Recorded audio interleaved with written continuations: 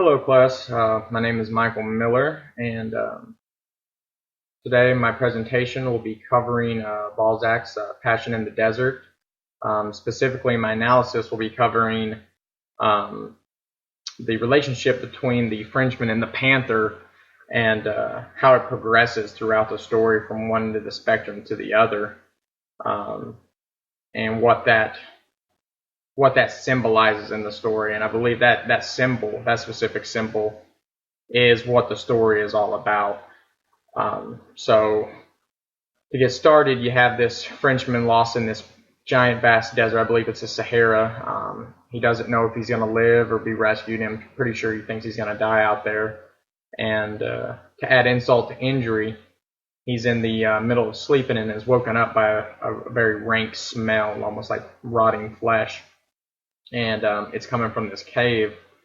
And armed with only a knife, he wants to wait till daylight to see what's in the cave because he is unsure. I mean, I'm sure he thinks it's an animal, but he just doesn't know what kind of animal. Well, daylight comes, and lo and behold, it's a panther.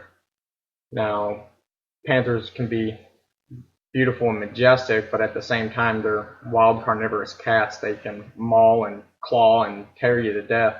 So I'm sure he was on the safe side with being wary of this animal. He thought he was just going to be killed by it. Well, contrary to what he thought, this animal comes out and almost acts like a house cat. There's one part of the story, he says she played like a dog with its master, letting herself be rolled over, knocked about, and stroked alternately. Sometimes she herself would provoke the soldier, putting up her paw with a soliciting gesture.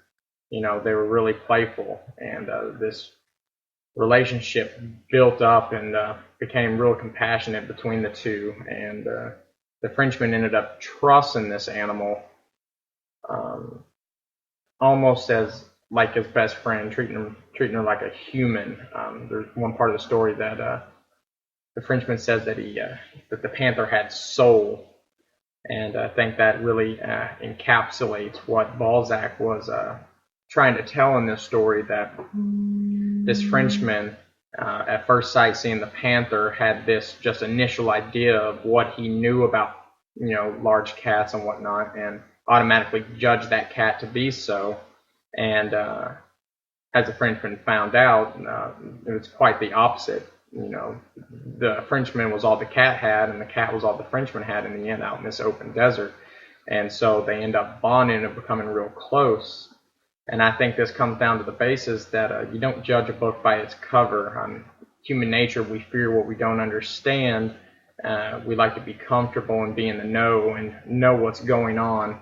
And I think that is a really huge downfall with most people today. They don't give anything a chance. They want to just judge everything by what it looks like.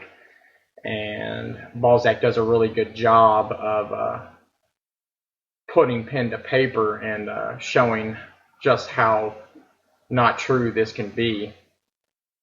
Now the story ends tragically, and the Frenchman ends up killing the panther, but there's a lot of sorrow in the Frenchman at this point. I believe he says that he'd give the world, even the cross that he did not have at that time, to bring her back to life.